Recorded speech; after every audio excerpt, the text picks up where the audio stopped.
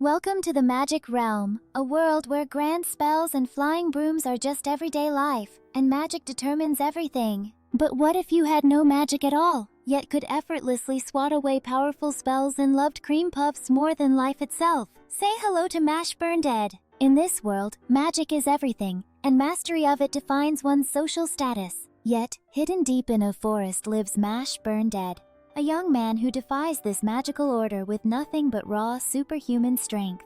And after a grueling workout, there's only one thing Mash craves: a delicious cream puff. Meet Burnedead, Mash's adoptive father, a chic 75-year-old trying to live a peaceful life with his son. Peace? Not with Mash around, who instead of opening the door prefers ripping it off its hinges. Regro constantly reminds Mash he's magicless and warns him to stay away from the city for his own safety. But when a flyer for Goblin Cream Puffs appears, Mash's resolve to stay home quickly crumbles. Sorry, Pops, the call of the cream puff is too strong. Mash makes a break for the city. He observes everyone using magic for everyday tasks, convinced his fists could do the same, and probably better. At the bakery, Mash accidentally crushes his coins, which is a slight problem for a magicless world. The townsfolk are shocked. Mash has no magic mark, a clear sign of inferior blood in this society. Meanwhile, the prestigious title of Divine Visionary is awarded to Rain Ames, a top student at Easton Magic Academy, bringing fame and fortune. Across town, jaded magic police officer Brad Coleman bemoans his dull life filled with petty crimes. Suddenly, a report about an unmarked brat in the city piques his interest. Could this be his ticket to a promotion? Oblivious to the chaos he's caused, Mash happily munches on his goblin cream puffs, proclaiming the trip worth it. Oops! A rogue dollop of cream splatters onto Magic Police Officer Terry, who, shall we say, does not take it well. Mash, trying to be friendly, offers Terry a half-eaten cream puff. Terry's reaction? Pure, unadulterated rage. In a blink, Mash's fist connects, sending Terry into a dazed, traumatized heap. Oopsie! Brad Coleman arrives to find poor Terry utterly traumatized, quickly identifying Mash as the unmarked brat from his report. A promotion opportunity! Just as Brad gears up, Regro appears, desperately trying to apologize for Mash's unique behavior. But Brad won't hear it. He orders his magic police to pursue the magicless duo. Back home, Mash remorsefully apologizes to Regro, promising never to visit the city again. Regro, however, is consumed by worry, knowing the magic police now know about Mash's existence. And just like that, the secluded forest home is violently invaded by Brad and his magic police. Meanwhile, Mash is diligently training in the forest, blissfully singing about his beloved cream puffs. Inside, Brad explains the harsh reality to Regro. Magicless individuals are inferior blood, with no right to exist. Despite a torturous magical collar, Regro fiercely refuses to betray Mash's location, enduring immense pain. A flashback reveals Regro's past as a perpetual failure, always unwanted and alone, until he found baby Mash, abandoned and unmarked, just like him. Regro swore to be a father and protect him from this cruel world. Back in the present, Brad intensifies his assault, but Regro defiantly screams for Mash to run and escape. Mash hears his father's desperate cries and returns, not through the door, but by crashing through the wall. He effortlessly dispatches the officers, including a terrified Terry.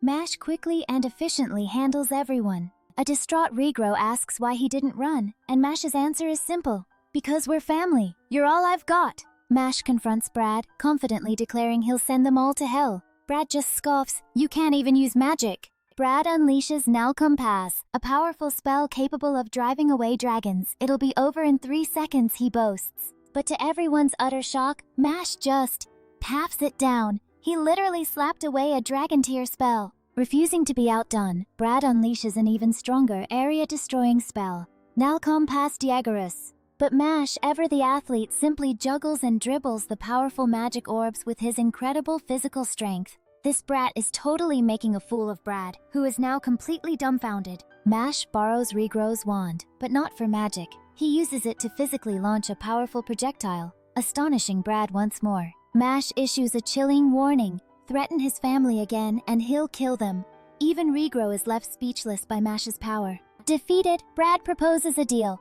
If Mash enrolls in a magic school and becomes the Divine Visionary, he and Regro will be spared. Despite Regro's protests, Mash accepts. His motivation? To ensure a peaceful life for his pops. Mash vows to crush any system that dares to prevent him and his father from living peacefully with his fists. Welcome to Easton Magic Academy. It's super prestigious, but getting in is like impossible. Less than 3% make the cut. Professor Claude Lucci is here to oversee the entrance exam, and he's totally judging everyone for their magical prowess. But wait, what's this? Mash is over there pumping iron, totally ignoring all the magic prep. He's even reading a fitness book and munching on cream puffs. Lucci is completely baffled by Mash's unique study method. Alright, first test! Professor Lucci makes a grand entrance, and the crowd is absolutely buzzing with awe. Suddenly, desks appear out of nowhere. Lucci reveals the test papers are enchanted, making the questions squirm around. Students need to dispel the magic to line up the questions, but Mash just tells them to kindly stop moving. And just like that, he physically threatens the questions into submission, completing the test with pure muscle. Mash continues to ace every exam, using sheer brawn to defy all magical logic.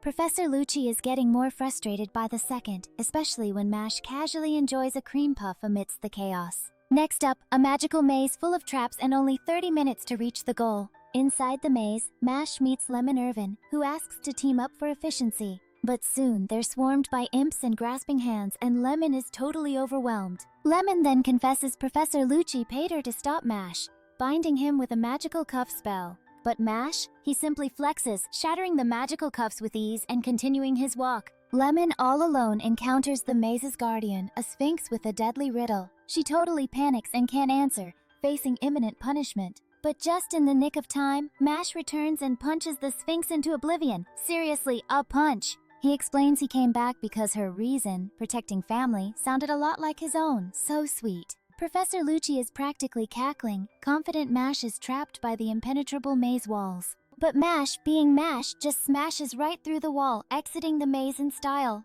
The crowd absolutely erupts, accusing him of cheating. But Lemon steps up, confessing her role in Lucci's scheme. She reveals Lucci promised her a pass if she stopped Mash, all because her family is super poor. Then, in a hilariously emotional moment, she misinterprets Mash's offer to piggyback her as a marriage proposal. Classic Mash. Professor Lucci, furious, brutally insults Lemon and tries to fail both of them, daring them to challenge his authority. Suddenly, Headmaster Wahlberg makes a dramatic entrance, silencing Lucci and taking over the exam. He sends Lucci to his office. The headmaster begins Mash's final interview, questioning his motives, his decision to save Lemon, and how he'd face an overwhelmingly powerful foe. Wahlberg pulls out an ancient, terrifying spell, transferring Mash's adoptive father, Regro's soul, into a doll. He threatens to destroy it, testing Mash's resolve. Mash, without magic, physically resists the powerful attacks to protect the doll. Wahlberg reveals it was a test of Mash's noblesse oblige, his capacity to use power to protect the weak. When asked how he'd face the headmaster's overwhelming power, Mash boldly declares, "I'd knock the stuffing out of you with my fist." Despite everything, Mash Burnedead officially passes and is accepted into Easton Magic Academy. In his first class, a lock-opening spell, Mash perplexes his professor by simply ripping the padlock open. His classmates are astonished, and his professor is utterly flabbergasted by his non-magical solution. Later, Mash meets his new roommate, Finn Ames, who explains the Academy's coin system for becoming a divine visionary. Finn emphasizes the constant pressure to earn coins and avoid expulsion, making it clear how high the stakes are for everyone. Mash, completely unfazed by the pressure, simply offers Finn a cream puff because priorities. Mash's wild journey at Easton Magic Academy is officially underway. His roommate, Finn, is about to learn a lot. He accidentally brought a burdock to broom riding class, proving his unique understanding of flying. Oops! In broom riding class, Mash can't use magic to fly, so he just kicks his broom to propel it forward. This baffles his classmates and teacher. His muscle magic is already turning heads. Enter arrogant Lloyd Cavil, challenging Mash to a broom race where the loser must obey the winner. What a setup. The race begins and Mash catapults himself and the broom forward, using sheer physical power to fly. He sets a new world record, leaving everyone, especially the teacher, utterly shocked. A humiliated Cavil accuses Mash of cheating, then dramatically drops the bet to save face. Nice try, Cavil. Cavil orders Mash to meet him after school, but Mash completely forgets, distracted by cream puff dreams. Finn warns Mash that Cavil's father is a powerful Bureau of Magic member, making him untouchable and feared. Cavil, supported by the vice principal, can expel anyone who crosses him. Yikes! The next day, Mash's textbook is torn, and Cavil confronts him for ditching their meeting.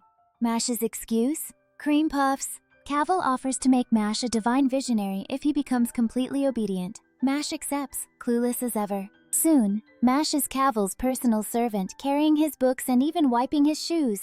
Oh, the glamour! Another torn textbook leads to Finn reluctantly sharing his, receiving Mash's thanks, and cream puffs. Cavil's abuse escalates, ordering Mash to clean a spilled drink, then telling Finn to burn Mash's clothes. Finn finally refuses, so Cavil brutally attacks him with magic. Not cool, Cavil! Mash finds an injured Finn, who tearfully confesses to ruining Mash's textbooks under duress. Enraged by his friend's suffering, Mash unleashes a furious no-magic beatdown on Cavil.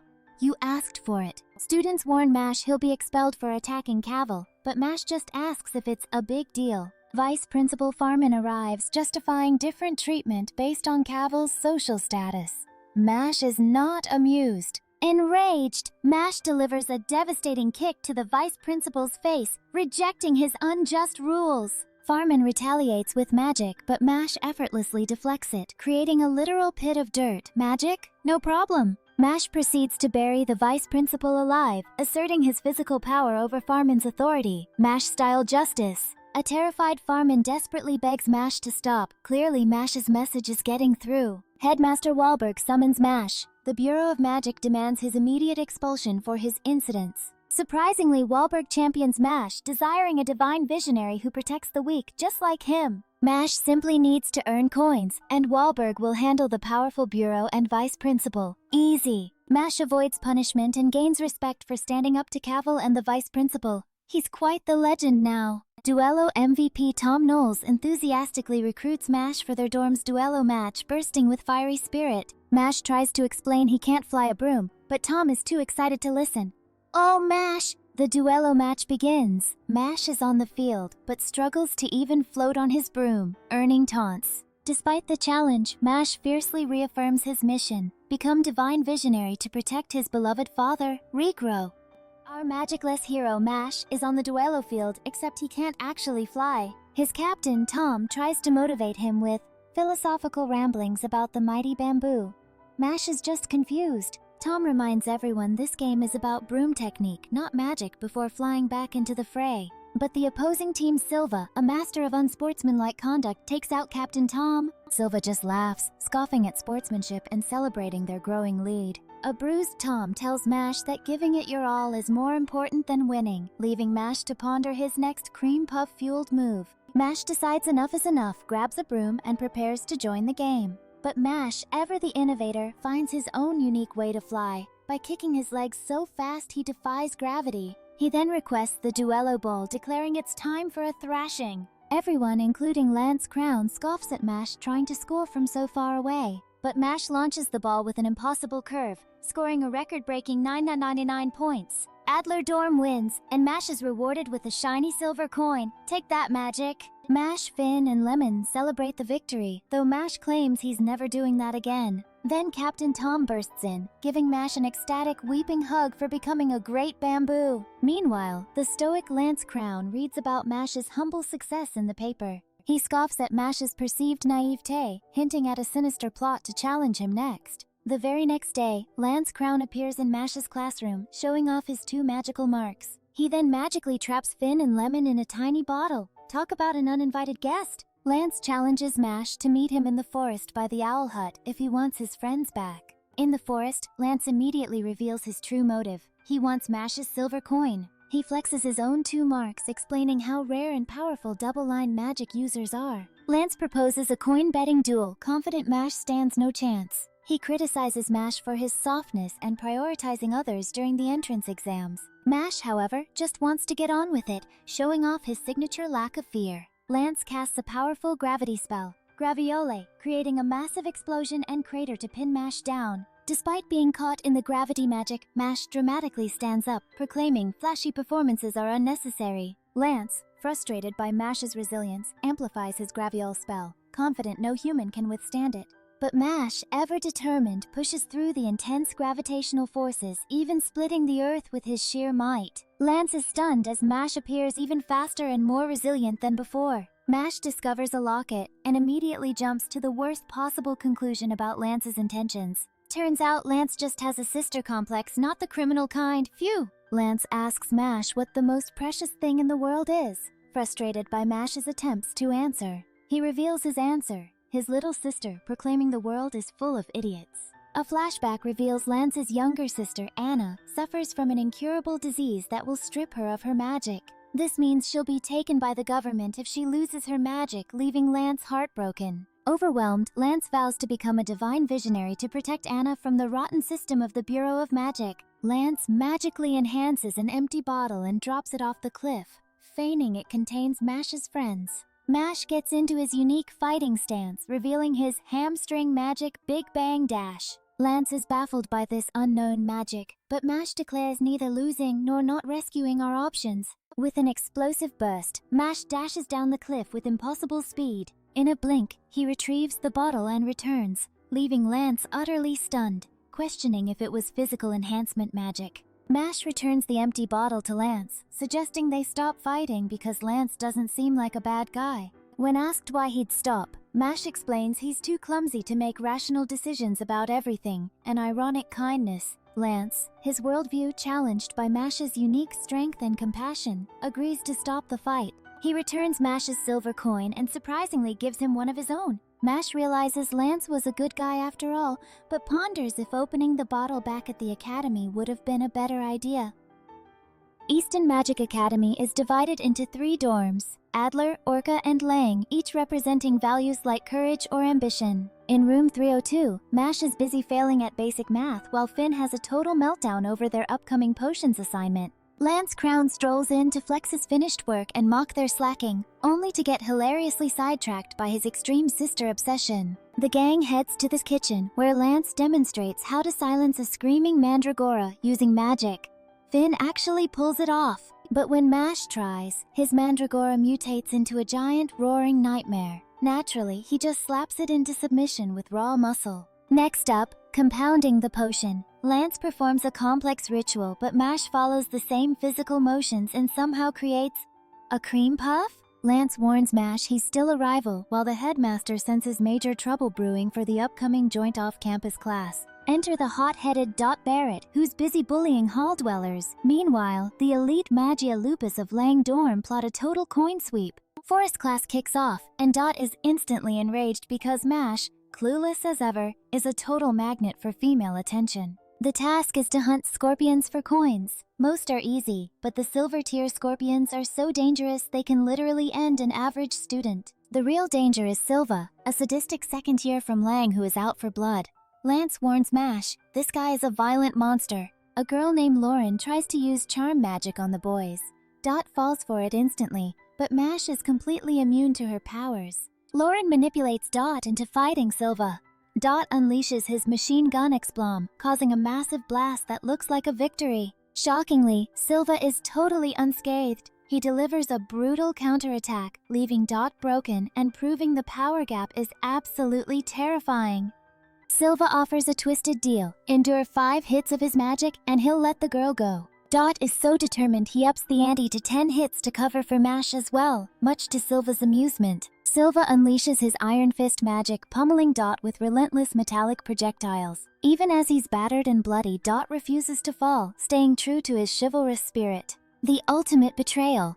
It turns out the girl was working with Silva all along to lure them into a trap. Silva delivers the final crushing blow, leaving Dot broken on the forest floor. Mash steps in, completely unimpressed by the drama, and demands his turn at the 10-hit challenge. Nearby, Mash's friends worry that Silva's raw combat power might finally be too much for our favorite musclehead. Silva rants about how much he enjoys breaking people's pride, especially when they act tough without magic. Mash shocks everyone by tanking the hits like they were nothing and launching a counterattack. He makes a total mockery of Silva's power by using his own version of muscle magic. Behold the Ballista Knuckle! Mash's punches are so fast they literally shatter the forest environment. Silva is left paralyzed with terror as the massive gap in their strength becomes undeniable. Even a giant forest scorpion shows up, but Mash just pushes it aside to finish his business with Silva. Silva realized he made a huge mistake trying to bully someone who treats dragon-slaying spells like toys. The traitorous girl tries to charm her way out of it, but Mash is a firm believer in equal opportunity beatdowns. With the bad guys defeated, Mash collects enough silver coins to score his first official gold coin. Flashback to the sorting ceremony, where a magical unicorn skull was driven insane by Mash's constant cream puff thoughts. Lance warns Mash that the elite Magia Lupus group from Langdorm is aggressively hunting for coins. Naturally, Mash gets lost and wanders into a restricted area while looking for his next class. He ends up face to face with the leader of the Magia Lupus, Lord Abel, during a very creepy punishment session. Mash accidentally wanders into the heart of Langdorm, coming face to face with the leader of Magia Lupus, Lord Abel. Abel goes on a massive rant about his survival of the fittest worldview, claiming the strong are destined to devour the weak. Mash, completely unbothered, just wants to know if they can both live peacefully. Abel isn't looking for friends and unleashes a massive puppet to seize Mash's gold coin by force. Mash seemingly gets overwhelmed by the puppet's strings, ending up face down as Abel walks away with the prize. But wait! Abyss Razor, the second Fang, notices something is very wrong. It turns out Mash used literal lung power to suck his coin back mid-air, and even swiped a button from the puppet as a trophy. Meanwhile, the defeated Silva wakes up in the nurse's office, shocked to find he's been turned back into a human. Mash is right there, working his obliques, and basically tells Silva that helping a classmate is just what you do. Back at the Adler dorm, Dot debuts a new bangs hairstyle to impress Lemon, leading to the usual screaming match with Lance. Despite the chaos, Dot proves he's a softie by bringing herb tea, while Mash just keeps devouring cream puffs. The mood shifts when Lemon shows them the magic scale. Lang Dorm is hoarding almost all the gold coins. Realizing their peaceful life is at stake, Mash decides it's time to settle the score with Lang. But first, manual labor. Mash is sentenced to clean the owl huts, and Lance joins him for protection. Right on cue, two Magia Lupus members ambush them, flooding the area with sea field magic. Lance is trapped in a duel with Answer Shinri, who thinks Lance is a weakling for running away from his family. Lance was actually holding back to keep the local owls safe, proving he's a top-tier syscon with a heart of gold. With the owls secure, Lance unleashes his real power and absolutely buries Answer in an instant. Underwater, Olore transforms into a shark to hunt Mash, but Mash's swimming speed is literally broken. Even after a transformation, Olore can't keep up with Mash's physical dominance in his own element. Mash finishes the job with a single strike, thanking the Shark Man for the lesson. Abyss Razor reappears to pick up his fallen comrades, testing Mash with a blink and you miss it move. Abyss realizes Mash is just like him, a terrifying outlier with speed that defies the laws of magic.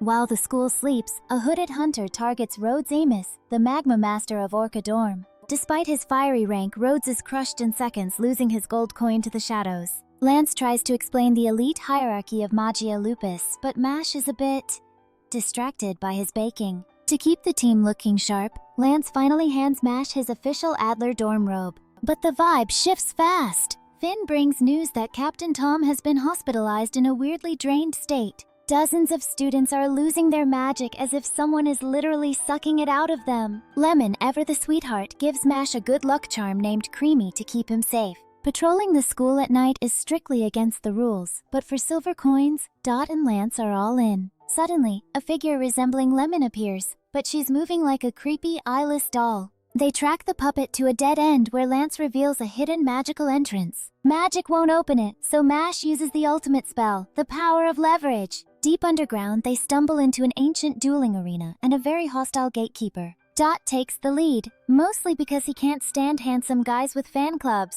Meanwhile, at the bureau, things are getting dark. 6 death row inmates have escaped, led by Innocent Zero. Back in the pit, Dot gets pulverized by the mage's thorny vines and double-liner magic. But Dot's been playing the long game, setting time bombs right under the mage's feet. The overconfident pretty boy never saw the explum bombs coming. Victory belongs to the protagonist, or at least, that's what Dot's dramatic pose says. Celebrations cut short when the floor literally gives way, splitting the group into separate sections. Waiting for them are the elite fangs of Magia Lupus ready for a hunt. Mash finds himself face to face with Abyss Razor, who knows Mash is hiding a big secret. The second fang is ready to fight and he isn't pulling any punches. Lance is up against Worth Metal, the third Fang, who's basically the CEO of judging people for being weak. Worth starts spamming mud clones and gravity traps, trying to bury Lance in a mess of elitist trash talk. Worth actually offers Lance a job in Magia Lupus, but Lance isn't about that life. Worth thinks his mud floor is the ultimate shock absorber, until Lance starts shooting rubble into it like a pro. Desperate for Daddy's approval, Worth chugs a vial of concentrated magic essence to go Super Saiyan, or whatever the mud equivalent is. Worth summons his second magic, Medoro de Villas, turning the arena into a giant mud bath of doom. Lance isn't impressed. He unleashes his own second spell, Torture Pole, to literally rip that mud monster into pieces. We find out Worth's dad was a total nightmare, but Lance wins some major points by returning Worth's book and showing him some respect. Now for the main event! Mash is taking on Abyss Razor, a guy who moves so fast he makes sound look slow. Abyss thinks he's got Mash cornered, but our boy just flexes his abs so hard he traps the sword. One massive headbutt later, and the mask is history, revealing Abyss's biggest secret. Abyss has the evil eye, which shuts down magic. Too bad Mash's magic is literally non-existent. Abyss tries a speed-draining force field, but Mash just splits the floor and launches a hurricane rush of pure violence. It's all over! Mash shatters the second spell with his muscle magic, leaving Abyss absolutely floored. Abyss shares a sob story about his parents, but Mash just offers to be his friend. And obviously, that friendship includes cream puffs. Dot and Finn find themselves in a massive hall face-to-face with Love, the fifth Fang of Magia Lupus, who really just wants them to admit she's the cutest thing ever. Bad news for Love. Dot's a one-woman man, and his heart belongs to Lemon. Hell hath no fury like a girl called Not Cute, as she unleashes a storm of wind magic. Love's got an extreme worldview. Girls are princesses, and any guy who won't serve them deserves to die. Dot tries to fight back with explosion magic, but he's hitting a wall against this double-liner. Dot goes for a risky play to snatch her wand, but he ends up taking a brutal hit instead. To make matters worse, Love reveals that Mash is currently being turned into a stone statue. Love traps Dot in a literal tornado of pain, mocking him for having such weak friends. Trapped and battered, even the loudmouth Dot starts to lose hope. We jump back to Dot's childhood, where he was the neighborhood punching bag, but his sister gave him one rule for life: find one real friend who'll get angry for you and never let them down. Back in reality, the usually timid Finn finally snaps. Defending Dot's honor, that loyalty is the spark Dot needed to explode right out of that tornado cage. Love is terrified as a cross appears on Dot's forehead. Turns out he's an Ira Kreutz, a literal battle demon fueled by pure emotion. Dot unleashes the machine gun X-Blom, a fiery barrage that completely levels the playing field. Despite her cruelty, he lets Love walk away in one piece. The victory is short-lived when the fourth Fang, Milo Genius, shows up and drops Dot in an instant. Love warns that this prodigy is on a whole different level. Just as Milo's about to finish the job, a rain of golden swords falls from the sky. Enter Rain Ames, a divine visionary who makes elite Fangs look like toddlers. Rain doesn't care for excuses. He's all about results and tells the boys to clear the area while he drags the details out of Milo. While hunting for intruders, Rain runs into Mash and uses a magical spider to measure his power. The result? A big fat zero that breaks the system. Rain tests the magicless boy with a flurry of blades, but Mash just uses them to build a chair and bunts a golden sword like a baseball. Realizing this is the kid the headmaster warned him about, Rain offers a healing cloth and warns Mash that Lord Abel is no ordinary student. Empowered by the visionary's words, Mash finds Abel's inner sanctum and opens the door by destroying it. It's time for the final showdown. Instead of knocking, he just rips the doors off their hinges like a complete boss. Mash finally kicks down the door to face the big boss, Lord Abel. Abel's honestly shocked that Abyss lost, but he still finds time for a long-winded lecture on why the world is inherently unfair. He thinks anyone who can't use magic is just useless luggage that needs to be tossed out. According to him, the weak have no rights and should simply be disposed of to improve society. Too bad for Abel. Mash was raised with actual love and a healthy dose of cream puffs. Mash keeps it simple. He's not interested in Abel's way, so being friends is officially off the table. Abel takes the rejection personally and summons his puppet army to teach Mash a lesson. Even Lemon is watching from the shadows, realizing Mash is about to get tangled in a fight he can't just punch away. Abel warns him about the acidic dolls, but Mash has a better idea. Extreme bowling. He smashes through the magical traps with a giant metal ball, because who needs spells when you can get a perfect strike? Mash hits Abel with some cold irony. If the weak deserve to be exploited, then what happens when Abel loses to a magicless guy? Does that make him the inferior one? Mash vows to win and find Lemon. Finally getting serious, Abel uses invisible strings to pin Mash down and blast him with energy. It looks like our boy is finally caught in a trap that even his rock-hard abs can't repel. To make things worse, Abel brings out a puppet version of Finn as a human shield. He dares Mash to move, threatening to snap his best friend like a twig if he breaks the rules of their show. Mash gets pummeled by the puppet, but here's the kicker. His body is so tough, the puppet's axe actually breaks on contact. He mocks Abel for thinking his sad philosophy makes him deep. Mash offers up his gold coin, but it's a total bait and switch.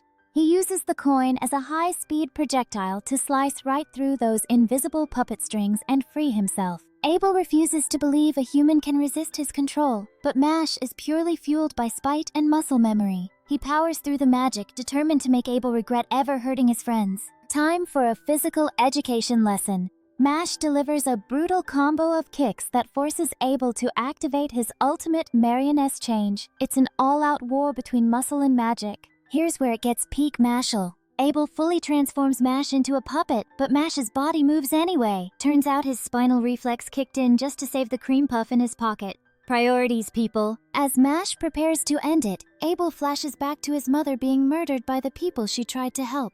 It's a tragic origin story, but it doesn't stop Mash from delivering a devastating hellfall. Mash points out that being a bad person isn't about status. Defeated and humbled, Abel releases the puppets, allowing Mash to reunite with a safe and very relieved Lemon. While the gang celebrates, Rain Ames is facing a much bigger threat. An intruder from the dark organization Innocent Zero, and to top it off, a cannibalistic serial killer just arrived. We start with a flashback to the moment Lord Abel first recruited Abyss Razor, promising to give his cursed eye a better purpose. While the academy is in chaos, Mash's father Regro is just hoping his son is behaving and not letting his secret slip. But the peace is shattered by a mysterious intruder in purple who starts absolutely wrecking the remaining students. This guy is a member of Innocent Zero, and he's here to clean up Abel since he's no longer useful to their plan. Suddenly, Mash strolls into the middle of the execution with a platter of cream puffs, completely killing the tension. The intruder goes for the kill, but Abyss Razor throws himself in the way to save Abel, apologizing to Mash for missing their snack time. Enraged, Mash hands over a healing handkerchief and prepares to battle this rock-licking weirdo named Cell War. Watching Mash fight, Abel remembers his mother's words about kindness and realizes Abyss was happy just to be needed. Cell War pulls out the legendary Spellflexion mirror to reflect Mash's magic, but Mash just kicks the mirror into a million pieces. Cell War decides to retreat, but not before confirming that Mash is the one his organization has been searching for. With the threat gone, Abel officially changes his ways, thanking Mash before taking the injured Abyss to safety. However, the secret is out. The surrounding students realized Mash never used magic, and now the whole school is calling for his expulsion. While his friends lose their minds, Mash stays true to himself and simply focuses on finishing his cream puff. Deep in the shadows, Cell War reports to a terrifying father. The stage is set for a massive conflict that will determine the future of the magical world. Thank you for watching. This was Nyanime Recaps. What anime do you want to hear next? Let me know in the comments.